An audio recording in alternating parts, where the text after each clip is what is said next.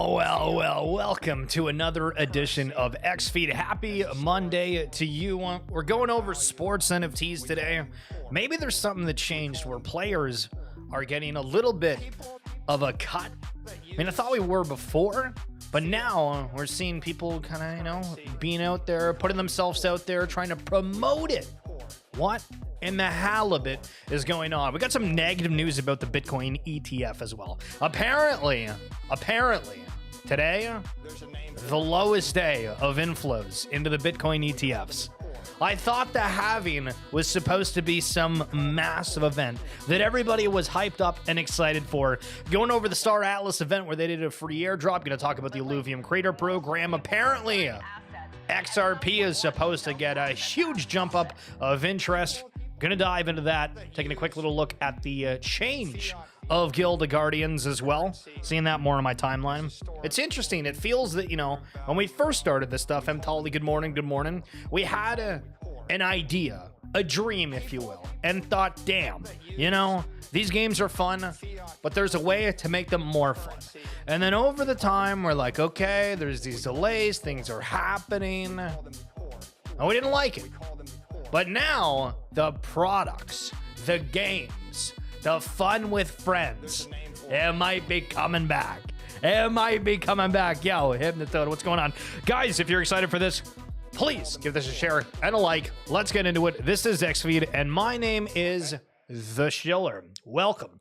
Okay, so, with the entire thing with runes, network fees, seeing how these different systems are kind of interacting with each other and what they are offering in terms of like fee structure, it is kind of funny that we, generally play a game where we're in the markets, we're excited about things, and we see what we can get into that other people are eventually going to like as well. But economists here are saying when everyone's mining runes, it pays to provide the pickaxe. And the more that I'm kind of watching how many people are spending a ton on the market, and you're like, damn, where can you go where you just earn the fees where everybody plays? Listen, I don't need to get the new shiny thing if everybody's playing in the playground and it's on my land, baby. Hell yeah. But very good point here.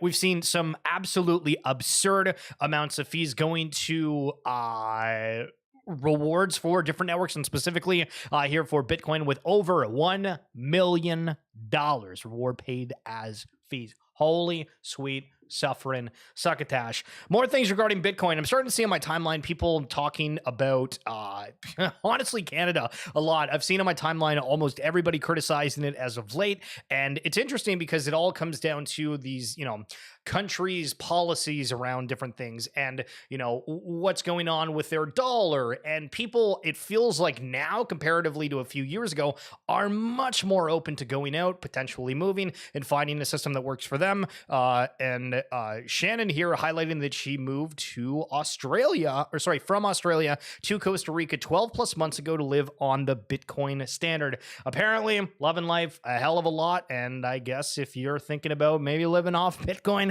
Costa Rica is a place to go to. Now, the Nelk Boys, we're going to talk about BOIC a little bit here, but it is interesting because the Nelk Boys were one of the, I guess, influencers, right, that were originally a part of this hype for Bored Apes, and they were one of the few that actually have come around and created something using the different brands for their jerky and as well one of their drinks. So just reading this super quick here from Bored Ape Gazette. Bored Ape Yacht Club members, Metacard holders, and beef jerky aficionados are chewing over the Nelk Boys board jerky roadmap following the team's online launch yesterday. Things were both boring and delicious around the swamp on Sunday after the Nelk Boys launched their highly anticipated snack. So I've seen some things where they're like, hey, give us a good review on Amazon if you guys like this, etc., etc. But it does, I don't have the photo on me, but we actually passed in Canada, right? In Canada, a place that was called Bored Barbers, and they used a mutant ape that was on that. And I think that, everybody talks about how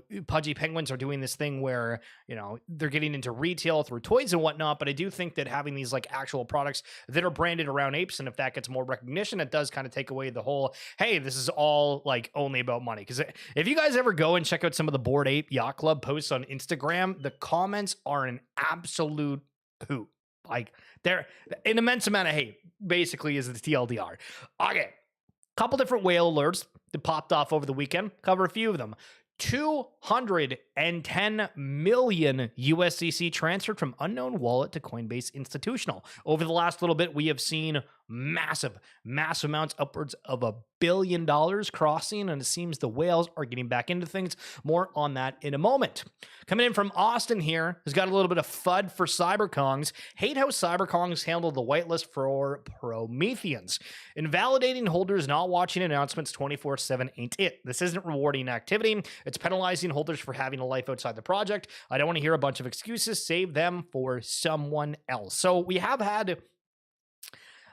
Do we call it a problem? Do we call it negligence? I don't really know. We have had a lot of things within the Web3 space that are virtually only shared through Discord, right? And I guess for the Cyberkongs whitelist with this Prometheans thing, it was something that you had to fill out a form. It wasn't just, hey, you had this asset and you were able to take advantage of it. Is it something where, you know, there's regulatory concerns and why people are having this where you have to sign up for it ahead of time? Or are they just like, hey, we're never going to have enough for all of the holders on here, so we're trying to specifically reward the active people? Does cross kind of an interesting line within the entirety of the Web3 space. Apparently, this Last Selfie sold for 277 Ethereum, which is a lot.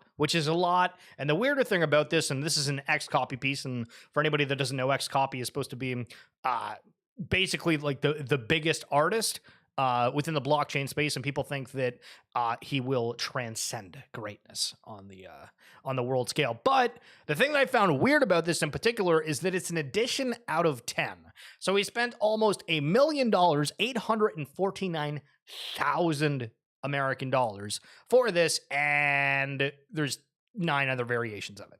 I don't know. I feel like that's a crazy amount for something that isn't kind of a one of one in that situation. But Tyler D saying, I believe it marks the all-time high sale in this edition by 112 ETH. There are also at least 3 one of ones listed for a lower price. Very interesting purchase. So you could have had a one of one, or you could have had a one of 10.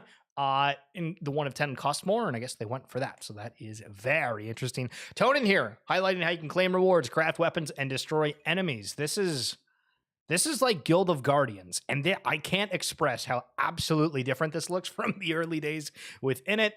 But crafting systems, all that kind of jazz, we're seeing more and more systems coming up with that. I know for the Root Network in the Third Kingdom, that's kind of what they've hinted at with the material world, where you're going to be able to do a lot of things like that. And I'm curious, because when you look at this, right, like if you look at this screen right now, are you like, damn, yeah, I want to figure out what those different items are. I want to mess with it. Like, obviously, you know, it's different IP than what you're into, but think these are some of the things you're going to have to figure out, stay on top of, and be, you know, kind of ahead of the curve if you are wanting to perform the greatest in some of these games. And I think a lot of people aren't going to want to do that. And remember, Economist there with the highlighting the Bitcoin fees. Well, okay, what different networks offer some fees for stakers? Maybe I'm maybe going to get into that instead of outright playing these games. A little bit more fun on the timeline here, this time coming from Topia. This epic Topia world, used to be NFT Worlds, got dumped into bids for 1.74 ETH. What a steal. Somebody commented saying, so sad, clock is really ticking here for Ark and Co. Just saying for like the devs and whatnot of the Topia team. And I think that, you know, the arguments we now have are my coins down bad, or my NFTs down bad? Is the entire market? What's exactly going on here? And it's interesting that we're probably, we absolutely are closer to ever to having these full launches, and worst price action absolutely imaginable. But at the same time, it, you know, has that self-reflection where we say, okay, this entire thing has basically been about money for the most part instead of fun. Obviously, we're supposed to find like kind of a fun common ground here, but it is making everybody kind of have a little bit of a change in perspective. So the big news with XRP, and I feel like this has been a thing that's like popped up on the timeline a little bit. I don't know how close it is to reality, if it's just clickbait, et cetera, but Trader Pops, I know you're in here a lot, so what's up if you're if you're chilling. But they retweeted this post from Bricks News saying, BRICS to replace the US dollar with cryptocurrency for trade. And this is a big thing because that just means a whole lot more liquidity within the ecosystem. And if it does go through XRP, it's through kind of one of these bigger coins. And as we saw, when bigger coins go wild, usually it has this trickle down effect, but that is massive if there is actually a whole bunch of governments that do change and use a specific crypto, or I guess crypto in general, for trade, because that's a lot of money. This was banging, says Malloy. Love the reward aspect for participating in a technical test. Hope the devs get the data they need to make the project soar. If you guys missed it, just the other day, Star Atlas had their testing, if you will, and I guess they got upwards of tier 3 because they had 1,000 concurrent players in a single instance, and I guess everybody got a rare crew member for that. Here's some of the images from that I think are kind of cool. Again, looks good, right? Like, I don't think that it looks not good graphically, and it seems that, hey, that could be something that ends up doing quite well over time. Here's another image. It's not as clear because there's a lot of people within that, but looks like the 3 different factions and a whole heck of a lot of people. But these massive world battlers, is this something that people are going to love or not? I think they will over time. Now, another quick note here for Artifact is we're seeing quality from a lot of different collections that are out there right now, and I think that Artifact is one of the ones that does have very, very high quality metaverse avatars, clothing, whatever you want to say, and I just thought that this one looked kind of cool and high definition, so I wanted to share. All right, so apparently Garga from Bored Ape Yacht Club went out fishing over the weekend, and I thought this photo looks absolutely hilarious with him, and then somebody commented, should founders be able to go fishing? Depends what sort of fishing, if you know what I mean. It seems someone's trying to unload their grails. We've been, I got some different, like from merch, the basketballs, to, there was a lot of random things that Bored Apes originally got early days, and one of them being the Rolling Stone magazine, which Rolling Stone later made an entire article absolutely thrashing apes and saying they were awful, terrible, and yada, yada, yada, yada. But somebody's taken 9% off, 11% off. People are trying to sell out of these things. Now, at the beginning of the stream, we talked a little bit about how athletes are they getting paid for these different NFT collections that they're a part of. What's going on exactly? Because we saw NBA Top Shot the other day where some athletes were highlighting that, and now for NFL All Day, this is kind of a older pack drop that they're going for. So these are some of the retired players that you're seeing here, but they're pushing it out and being a part of some of the communications and ads for that. So it's cool to see the athletes actually getting involved, and it's not just something that's like, hey, here's this, and they kind of completely ignore it. Now, going over to Candy here, and big shout out to Candy. We were able to do a giveaway. I know a couple of you guys ended up winning that, so huge thanks to Candy for that. But within the marketplace, I thought, let's go quickly check here and see what for Shohei Ohtani, what the lowest price things are. And you can get Shohei Ohtani for $2.10 on here, which is kind of nuts going along here. I don't know when the price exactly jumps. There's 10 pages of different cards and moments from him. Seeing like we're jumping up a little bit here, $20, $20. They have some cool all-star ones where it's like 3 in a pack. But again, I think over time, we're going to see a lot more of these digital sport cards really, really taking over comparatively to the physical one. Now, we talk about crypto. A lot of the times it's just kind of, about, hey, this is this is like something that we just kind of do. It's fun. We think, hey, the world might be going into a more digital place, but at the same time, holy hell, what the hell's going on with the Canadian dollar in place is absolutely price gouging. This is the Toronto Blue Jays prices here.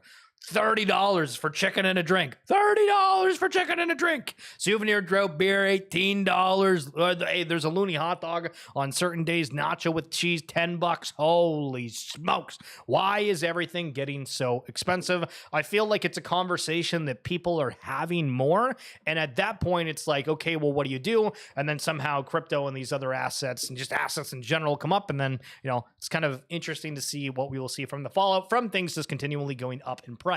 However, let's go back and see when things were a little bit cheaper. 2006. This is an ad from Best Buy. The silver PS2 gaming system, $129. Guitar Hero. Absolutely love playing that. This one, they had number 2, and plus you got a free Wayne's World DVD with getting Guitar Hero. Why that was a part of it, I have no idea. I remember DS's as well. The Nintendogs. The Brain Age thing I kind of remember as well, but it's just very interesting going back and seeing what prices and what was hyped up a few years ago for our gaming lives. Dorman pre-mine address containing 197 Ethereum, $622,000 has just been activated after 8.7 years. Whales moving. Dorman address is starting to start up again. Feels bullish, or everybody's ready to sell. We'll find out. Boris here saying the worst is when you get emotionally invested in a tweet and you find out it's a copy pasta. So anybody that doesn't know what a copy pasta is, basically it's just when somebody says something so outrageous that everybody just copies it because it's kind of a funny. And here's an example of one that could be a pasta, or it could be legit from Fred here. From somebody I know who has $1 billion worth of Bitcoin. Have been getting calls from the big banks to buy off market. You can post that. I won't mention the person's name, says Fred. So apparently somebody told him that the banks are trying to buy off market from the Bitcoin billionaire. Is this copy pasta? Is this true? How the hell do you even fact check? Well, I guess you can't till it happens one day. Only 1 month has passed and 12 of the Solana pre-sale meme coins have been completely abandoned after raising 180,000 sold or 26.7 million. I've not really ever touched the whole meme coin thing, but obviously we were at peak FOMO for everything Solana and everybody was jumping into it, but 26 million plus extracted from the ecosystem of people trying to hit the 1,000Xers. All right, I have no idea what the hell is going on with Gutter Cat Gang. I'm going to be totally honest with you. They have this guy who's wearing a Yankees hat, which, you know, I can put mine on too and try to like fit in with this, but I guess they're burning a whole bunch of their assets and whatnot to get this gutter chips, which is like a gang talk. I have no idea, but it looks like more and more collections are trying to steer away from NFTs to going into having more of like a token claim grab opportunity, etc. We had the Mutant Hounds reveal as well. I'm just going to kind of pause up here right quickly where you can see some of the different ones here. I think they look decent. Again, these ones are on ordinals, so more pixelated art out there for anybody that enjoys that. And I think that one might be the Gordon one. Maybe, or it's just laser eyes. But cool to see another collection out there, and it seems that Lior and the crew are doing a whole bunch of different things. Okay, so I made this post back in August of 2023. Remember when people did derivative projects, badly drawn Bored Apes, Fat Zuki, etc.? Y'all missing out on not doing a Fluff World derivative, right? And guess what? Somebody's finally done it. Of course, they have like the same name of me in like the Shillverse, but without the C. And so I've gotten so many DMs, so many tags. Like I'm genuinely think we're over 20 in like the past 48 hours of people being like, yo, can you do like a 1 of 1 of MyPunk for that? And it just screams to me, hey, this was something that, you know, it was needed before. Nobody jumped into it, but we had the alpha. Ether. What is going on with Ether? Remember at a point a couple months ago, there was like this, I mean, maybe this was more than a couple months ago, but there was like a wave of anime collections, right? I don't know if this was at the same time of Persona, but obviously there was Zuki, there was Ether. We'll just kind of throw Persona within there. And I mean, Ragnarok was one like way back before that. Obviously Oniforce, et cetera. And Ether was kind of a part of that. You know, there was a clump of reveals and recent launches for that. And I don't know if they've done anything, but it says loading, under construction. Please be patient. So I guess we'll find out what Ether's got going. This is probably the biggest transfer that I've seen. 7.5 million sold for $1 billion US transferred from unknown wallet to unknown wallet. The whales are moving. QB here saying 3 years in NFTs and all I have left to show for it is a monkey that nobody likes. Feels good, to be honest. And to be honest, I was looking at this and I was thinking, damn, there's like a weird resemblance here to like Pirates of the Caribbean. So you're telling me that ape is not similar to Captain Davy Jones. You know what I mean? There's absolutely derivatives in here for Bored Ape mutants and Pirates of the Caribbean. So somebody was posting about some event fees here for Optic, right? And it's an esports Call of Duty league. Very popular team, but $77 in fees to buy tickets. It's funny because you don't really think of like fees kind of in that same realm until you're using the blockchain. You're like, oh, there's fees associated with every transaction. Here is this. And, sometimes you pay that much to transfer something on one of the networks, but $77 for a real life thing, it's very interesting. Getting a little bit of a gentle reminder here of what's going on with Cool Cats. I think we might have covered this the other day, but going over super quickly here. Cool Cats and Shadow Wolves, the personalities, customize your Cool Cats or Shadow Wolves how you see fit. The studio, get recognized and rewarded for making creative contributions, journeys, participate and contribute to our story to earn rewards. The workshop, stake your assets, share ideas with us, and earn rewards. In the lab, want to build with the IP, get a project founded. They have the sidekicks in here, games, metaverse, and whatnot, but Cool Cats does have a lot of things kind of in motion here, and I think a lot of collections have this. They just haven't maybe been as forward with it, but I think over the next few months, we will see a huge ramp up of attention for anything of these collections. Okay, within the sporting world, things with Fanatics have been absolutely terrible. If you're not familiar, basically Fanatics is just like a clothing provider brand, and everything's just been super bad quality. So anyway, this guy bought a $350 jersey and the letters are ironed on. If I'm paying 350 buckaroonies for a jersey and they give me an iron-on name, I'm losing it. All right, so there was kind of a little bit of a blow-up yesterday with everything going on with Futureverse. Obviously, there's been some bridge issues. People unsure about the delivery of some of the announcements and having kind of broader crypto spaces within there. But it was interesting because Aaron said that Shara had sent him something before. And I thought the story was very, very interesting, but it also kind of shows, I guess, a bold take on like, yeah, I think we're headed in the right direction. The most important single event in the history of Facebook was in July of 2006. We were 2 years into the company's history and we received a $1 billion acquisition offer from Yahoo. And this is talking about Facebook in the early days and founders, by the way. So again, July 2006 received a $1 billion acquisition offer from Yahoo. The company had about 40 million in revenues, no profit. It was just a college site. The management team was a little bit nervous about 22-year-old CEO, and there were 3 of us on the board and 2 of us that thought maybe we should take the offer. Mark started the board meeting with saying, well, it's just going to take 10 minutes. We just have a quick formal board meeting to turn this down. And we both said we should talk about it more, and we had a 6-hour-long discussion about pros and cons of doing it. It was like, Mark, you are a 22-year-old. You would make $250 million. There are many things you could do with this money. Zuckerberg said, I don't know what to do with $250 million. I mean, I guess I would start another social network site. But since I already have one, why would I sell it? The key point that Mark made that convinced us to not sell it was that there were a whole series of specific products the company was going to be launching in the next 6 months. They were clearly not valued by the would-be acquirer, and we thought we were probably safe waiting and they wouldn't go away that soon and we could go ahead and do this. The only one big thing was Mark believed in what he was working on. So there's a little bit of founder woohoo, wag me type vibes. And somebody asking about the Futureverse Foundation. Haven't really heard about anything since the Alexander Grant and Keanu Reeves in like the past year plus. But Shara apparently had breakfast with Alexandra today. I think that was yesterday. Daily reminder, why we don't need more derivatives on base.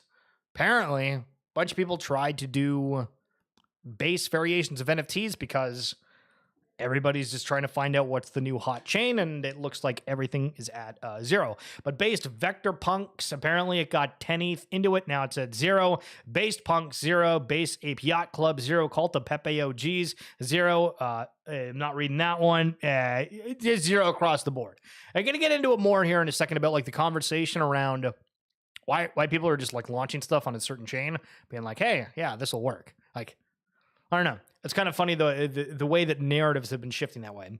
Breaking, New York Stock Exchange is considering 24/7 trading. Well, that would be interesting. That would be very interesting. We already know another market that's running 24/7, don't we? New, Anoka Brands Japan will help with global marketing for the Square Enix game Symbio Genesis. So I was fudding this, right? Because this is supposed to be like Square Enix. Huge, huge company, right? And their NFTs like did not look good. Like the way they put the traits on them looked completely wrong. The chest plates were completely sideways, and it just felt like really, really weird. And so that's interesting that Anoka Brands is jumping in there to help with the marketing efforts globally. Not that, I think over time, obviously, like who the hell cares about the art if the game's fun and whatnot, it'll be good. But I always thought like, hey, why Square Enix doing something that's not, it's not perfect. But some news here from Manchester City. They're partnering with OKX to bring limited edition unique football jerseys backed by NFTs. Users can mint the digital collectibles on the OKX app, which offers a chance to win redesigned commemorative football shirts. So every day we have different activations from different companies, brands that are, kind of usually helping remove the stigma from NFTs, crypto, etc. And so to see Manchester City doing this, there was another thing they did with OpenSea not too long ago. I don't know. I'm trying to remember. I feel like they sold out because it was like 10 different commemorative moments or something. But it is really, really cool when you do have these bigger brands coming in here, because that just means it's getting more widely accepted. Older news here. We had a video with the founder maybe 2 years ago. But today we are excited to unveil something truly revolutionary that's set to transform the player experience. Oldor's AI-powered character creator. Meet Alera. So they've designed an AI-powered character creator. I feel like most people would very much enjoy creating like a character on their own. So that's interesting that they have kind of an AI generator for this. But Alera is not just an AI chatbot. She's your creative partner, trained on the hundreds of customization options available in our character creator. With her assistance, you can craft intricate and personalized characters faster and more easily than ever before. Players of immersive games often spend hours fine-tuning their perfect character. Others may feel overwhelmed by the multitude of options. Alera is a game-changing innovation for RPGs, expanding creative potential and enriching those crucial initial moments of gameplay. We strongly believe that you should ultimately be in control. Using Alera isn't a binary choice between using an AI tool or manually creating your character from scratch. Alera can make specific adjustments to the character you are currently building. So, reading a little bit more, okay, this this allows you to do some different things with it, but Web3 getting a little bit of an extra AI component added to it. Talking here about BOIC and kind of the early days here, and this was kind of like it brought me to like a really pivotal thought. So Smod here says, still remember first seeing 8 PFPs on the timeline and feeling like I was missing out on something huge. Had to know what all the talk about the bathroom was. Roham changing his PFP was a big, he's a moment. I think I reached peak FOMO right after the first merch drop. What a time. And so tomorrow is the 3-year anniversary of BAYC. And it was something where everybody just had whatever photos, right? There was very few things that people rallied around. We had Zed Run going on. We had NBA Top Shot. We had some of these budding NFT collections and whatnot, but it was people that were in the space, especially NBA Top Shot. There was like a cluster of all of us that followed each other. And then it was like, oh, hey, look, everybody's changing their profile picture to like this new thing that we're getting out there. And, there were big players that had that influence, like Pranksy, Roham, et cetera, et cetera.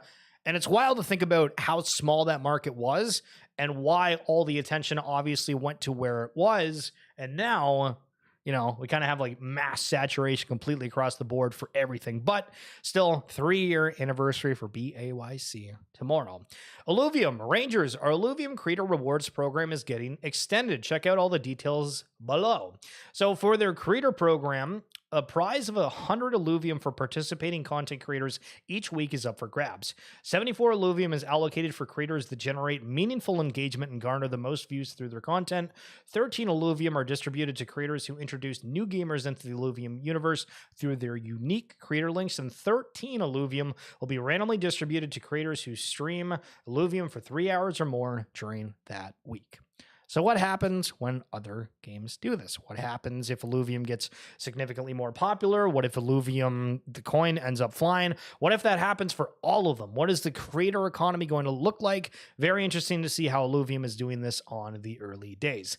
The Ape Coin Accelerator. This is kind of a wonky one because we've talked about grapes a little bit before, and I was always kind of like, this seems weird from the beginning, because they constantly talked about like buybacks. We're working with Fortnite, we have Roblox, we have like all these connections and things, and like they definitely had like, I mean, they do have a genuine game studio, and the games are fun too. Like I forget what it's called, but it was like Grape Connect or whatever, and I genuinely enjoyed playing it. But their token, their ecosystem, everything has gotten completely decimated. People are confused with the Binance chain. They're having some extra activations here. And I guess there's like a partnership here with ApeCoin where Grapes Bingo Beta 2 is live. The epic battle of Grapecoin versus ApeCoin has begun, and all you need to do is pick your side and download the game to earn rewards. So I guess this is kind of like the Apes vs. Mutants mobile game back in the day, but you pick a side, and I guess there's rewards and whatnot associated within that, but very interesting to see any news kind of around ApeCoin here in a different ecosystem.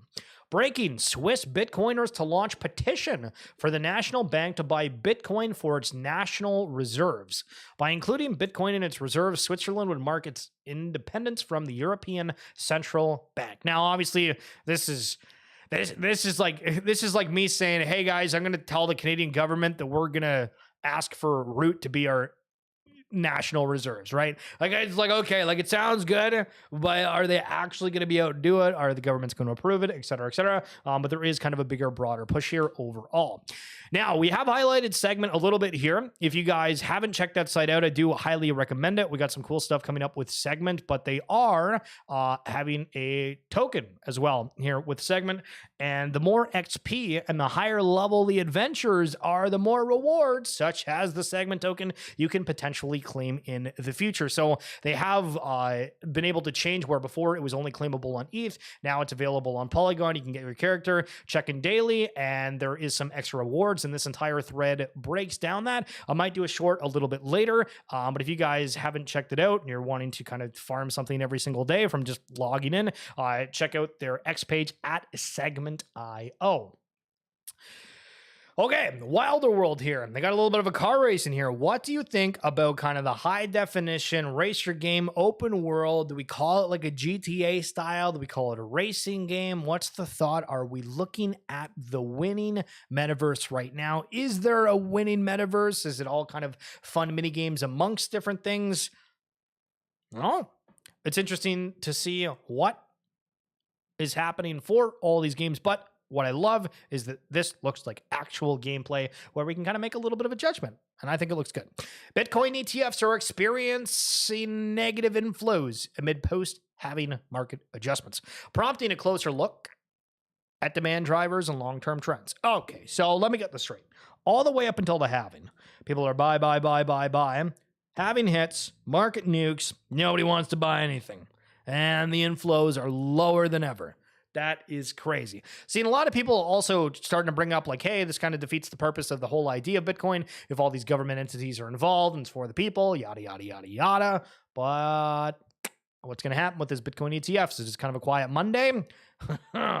Keep getting more and more political things on the timeline regarding crypto. Robert F. Kennedy here is saying every American can look at every budget item and the entire budget anytime they want.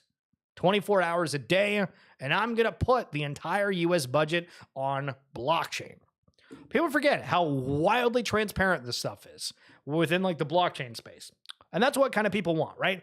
Now that people are getting older, the information's out there, everybody's like, is everything going in like the right thing? And they're questioning whatnot. But again, I still think we're going to have a lot of interesting things politically get brought up within the crypto sphere. Okay, so Bitcoin Puppets, if you weren't aware, are a collection that was launched on Bitcoin Ordinals and got a ton of success. You might look at this and be like, this looks like the weirdest thing I've ever seen, Steve. Why would anybody want to buy them? And let's just ignore that aspect because these things are going for a lot, right? Like if you had that thought, you mucked up, right? Because you didn't get them and then these went flying, yada, yada, yada, yada. But my question, right, as we brought up earlier, is would this have been different if this was launched on a different chain? Is this having the success that it did because it launched on Bitcoin Ordinals, or because the team put a lot of extra effort into it and its quality and it's taken off? As we saw earlier, all those derivatives and things that people were trying to launch on base. I mean, we had the whole Say narrative for a while as well, and that feels like that's kind of tailed off a little bit. What matters? Is it what the quality of the item is per se, or does it matter what it's on, or do you just have to have the perfect storm of time and people to get into it? Unless Bored Ape Yacht Club LLC announces a profit split with holders, I don't see any other catalyst that could hold or pump current floor price. We are in for another 50% correction. Position yourself according. Profit split chance of happening is less than 1%, but still a chance. So we are now at a point where, at least from this assumption, is that the only value that people perceive with this is based off the staking rewards or based off of something that you are going to get into the future. And this would arguably be one of the biggest problems with Ethereum NFTs. Is that the promise for all of that is these roadmaps, these mass expansive ideas, where for Bitcoin Ordinals, for like 90% of them, it's like, hey, here's an art, here's a coin, here's whatever. And, you know, at least from my understanding, it doesn't feel like there's these big roadmaps or generally anything big necessarily happening. And as I'm saying that, we covered on Friday last week where Ink on BTC, another Ordinals project, got upwards of like $10 million investment from somebody to kind of build out their IP and what they're trying to work on, right? So we do have collections that are trying to do that, but it does, you know, it does kind of make you think. All these Ethereum NFTs, people have like insane expectations for them. And then Garga actually ended up responding to that, saying there's zero chance of this happening for BAYC or for, frankly, any US-based project. So the profit split is out of the realm of possibilities. And Rack saying 0% chance of profit split confirmed. Yach is building with holders that minted below $300 in mind. It's been shared by Gordon and Garga multiple times. Do you see any other catalyst that will hold the current floor? I mean, I don't know. Yeah, CryptoPunks, they've been holding up there because just people like them and they think that they're like a status symbol, et cetera, et cetera. I don't know. Like everything's based off this narratives, but it goes back to the title of the stream. Are you buying what you like? Because that's friggin' all that matters. Thanks so much for tuning in, guys. Holy smokers, we are done for the show here on Monday. Of course, we will be back tomorrow. If you've enjoyed this, please feel free to give me a little bit of a comment, like, or high five virtually. And I hope you have a fantastic day. M. Tolly and Hypnotoad, appreciate you guys coming through in the chat, and all of you guys.